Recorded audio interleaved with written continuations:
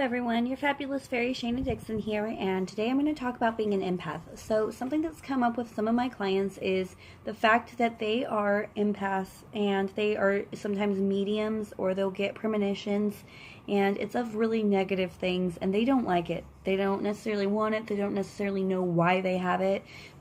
And throughout the years, it's persisted. It hasn't gotten better. If anything, it's gotten a little bit worse, and it's gotten to be undeniable to where they know it's no longer a coincidence. They really are experiencing these things, these premonitions. They can see that these things are going to happen, and they're not necessarily, like I said, happy about that. So what do you do in this situation? Okay, well, is there ability to block stuff out? Sometimes, but not always. So in instances where you can't block it out, it's time to grab it by the balls, for lack of a better term. If you do not control your abilities, then they'll control you. Would you rather that they just pop up willy-nilly, whenever, sporadically, and they aren't necessarily precise or direct? You just get this feeling, and you don't know exactly what it is you should do. You don't know exactly what your role would even be to play in this, and you're left with confusion, and it happens too quick for you to fix it, and then now you have this guilt because should you have done something, how could you have known the whole thing, and you're just left with more questions than answers at the end of it. If this is sounding like something that you've gone through, it's time to realize, look, these are abilities that are here anyways. Let's use them. Let's mold them the right way, because they're gonna grow and develop. Now, they can grow and develop on their own, and not necessarily help you, just kind of be an annoyance throughout your life. Or you can focus them and direct them to where they can help you, to where that they can just tell you what you need to know when you need to know it. So these are some things you want to do. You want to start off by saying, my psychic mind is always correct, 100% of the time. My psychic mind tells me exactly what I need to know when I need to know it. My intuition is always correct. My abilities grow better and better each and every day. I am only shown things I have the ability to help. Or possibly, you could say, oh, excuse me, you could say, I'm only shown things within a time that I can actually act. My psychic mind is very, very clear and positive on what it would like me to do and how to help the situation. And you say these things. Now, I just told a client this, and they told me, well, how do I do this? I have zero time in the day. I have kids, I have work, I have a spouse, I've got, a home to take care of, I've got to cook, I've got to clean, I've got to do all of this stuff. When do I have time? I don't have time to meditate. Yes, you do. Do not tell me you don't have time to meditate, because the fact is we all have time to meditate. Folding your laundry, you can do meditation. As you're folding your laundry, let your mind kind of wander into these things and say, while you're folding your laundry, say it to yourself, my psychic mind is always correct, and it only shows me things that I can help. When you're, I don't know, you could be, I can meditate while I'm drawing, while I'm sewing, while you're in the shower, while you're in the bath. First thing I do before I even open my eyes, as soon as I get that little click on and I'm like, oh, I'm awake again, then I go, oh, thank you, universe, thank you, God. Oh. That was a really yawn, by the way. Felt great.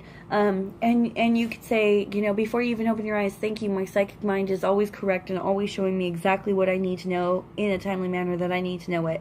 So allow yourself to train yourself. You have got to train yourself. If you're somebody who is experiencing entities a lot, ghosts, manifestations, people coming to you that maybe they seem to like they're needing something from you, or they're wanting something from you, or maybe they're just terrorizing you, you have got to take control over that too. You don't have to even say stuff out loud, although sometimes out loud is a little stronger, but you can verbally say in your head, you are not allowed to touch me at nighttime. You will have respect for me, and I will have respect for you. You're not allowed to bug me while I'm in the shower. If you need my help, you can come to me in the daytime, and you can be very clear on what it is I can do for you. If you wish me harm in any way, you're not allowed to be around me. And you say these things, and you draw these lines in the sand, and you stick to them, and you have them in your heart, but you do them with respect.